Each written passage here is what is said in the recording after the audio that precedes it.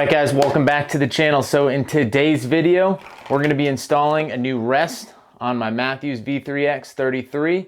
We're going with the Hamskea Epsilon. So the rest I currently have on my V3X33, if you guys watch the bow build, is the HHA Virtus. It is a cable driven rest. Honestly, there's really nothing wrong with this rest.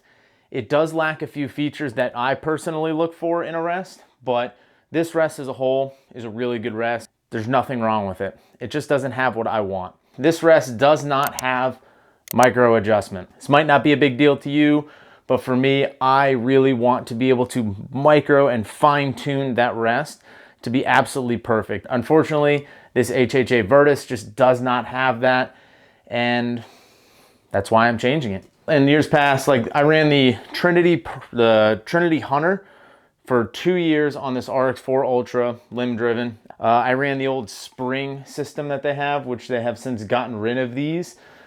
I didn't really find a big problem with it, but some people don't like it. Let's unbox this new Epsilon rest. I also have the limb cord attachment to go on the bottom of the limb, so you don't have to use the sticky pad and tie it on there. So I'm going to be replacing the cord. Of course, I got a color match, so I got some orange D-loop material that I'm going to color match with these strings. Oh, I almost dropped that. It's been bad. All right, so let's unbox this Epsilon rest. This is the Matthews specific. If you have a Matthews bow, I don't know which models these are specific for. I know the V3 and the V3X, you need the Matthews specific rest to fit with the riser. It's already set in the package at 13/16. That's one of their, it's part of this core mount system that they have, that it's already center shot lined up for you. So we'll see how close and accurate that is. There are some instructions here in the manual on how to set this up. The release itself, they have gone away from the spring system that they used to run, and they have this shock pod. We're going to remove that because we're going to change this cord color out to orange. All right, so right now we have our shock cord strung through with our new D-loop material. Our adjustment lock is still on. Now we have to set up the back plate. This is the Matthews specific mount. On the back here, you have this set. This is what's going to be actually adjusting your up and down. So you want to make sure you get that into the set hole on the back of this mount, and not into one of these square tracks. You want it to be centered up in the hole. Center it up in the hole. And then you're going to tighten these two Allens down. And now that we have the Matthews specific burger hole attachment mounted onto the rest, going to grab our bolt. I like to take just a little bit of string wax and put it on the bolt. I don't like to use Loctite, but just a little bit of string wax, because you are cranking a steel bolt into an aluminum riser. It just helps get really snug without having to like tractor tight hammer that thing on there. So we're gonna mount this all the way up against the Q80 flat part on the riser. It fits snug. We're gonna put this bolt through the burger hole. Just as a precaution, I'll take a silver Sharpie here, and I'll just make a little line on the top on the actual rest and on the bolt itself, just in case it ever did come loose. I know I have an adjustment to go, like, I'll know if that's loose. All right, here's a pro tip. I was having a hell of a hard time getting this through this bracket, so I just actually loosened it up. I'm gonna turn it about 90 degrees to make it easier. I should have done this before I tightened this all down, but I'm just having a hard time getting it to go through. So I'm just gonna loosen this up, twist this bracket out 90 degrees, fish it through the inside to the outside.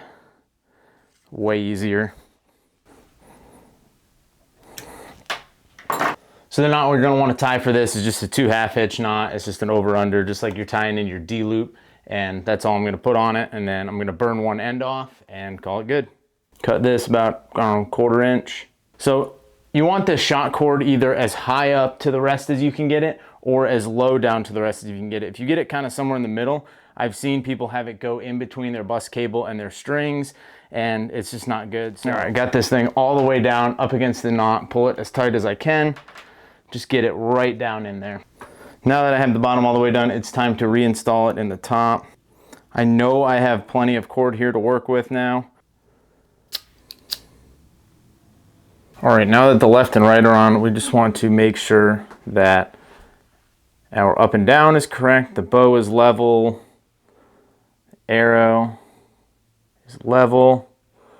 We're going straight through the burger hole, lined up with the roller guard. This thing's ready to go, so we're gonna set it up now and throw some arrows through paper, make sure this thing is shooting a perfect bullet hole, and if it's not, this is when you can either shim the cams or we can use the micro click adjust on the rest itself and get that thing tuned up. So let's throw a few arrows through paper. Let's see where this is at. Should be close. All right, to set the proper tension on your drop away rest, while the bow is at rest, you want this launcher blade all the way down. I push it down with my finger and I pull the tail cord as tight as I can get it and tighten it back up, and that should be good. Launcher's all the way down and you're good to go. So these are the first two shots. This is the first one and this is the second one. They're both just a little bit knock high. Center shot's good, but my knock travel is just a little off, so I'm a little knock high. So I have to raise my rest. Let's move this up just a tick, try to clean up that knock high tear, and should be it. All right guys, so in review, this Epsilon rest I'm super excited about. Sorry I didn't get to bring you the tuning video on this. I was having a hell of a hard time getting these Sirius Orion 300 spines to tune correctly. This arrow is like right on the borderline of being able to tune it and being underspined. They shoot well, they group well, but it is slightly underspined probably for this bow. But I'm only shooting these arrows at tack, so I just needed to hit where I'm aiming, honestly. So I had a little bit of a knock-eye tear, could not get rid of, but when I shot my hunting arrows, which are these 250 spines, they shot just fine, shot bullet holes. So I know it's not the rest, it's not the bow, it's the arrow, and yeah. One thing that I was concerned about with this Epsilon rest was the clearance for the cable and the quiver. I have plenty of clearance here between this cable and the quiver, but I also used 2 washers and shimmed this quiver out. I plan on taking those washers back out after I got rid of this Virtus rest and put this Hamskea rest on, but honestly, I kind of like the clearance, and for the little bit more that it sticks out, it's not that big of a deal. So I'm super excited about this. Can't wait to take this outside, shoot it. Can't wait to go to tack. Thank you for following along again. My name's Jeff Cordero. Please hit that like button, hit that subscribe button, drop a comment down below. Let me know if you got any questions about this Hamskea Epsilon rest. And until next time, we'll catch you out in the next video.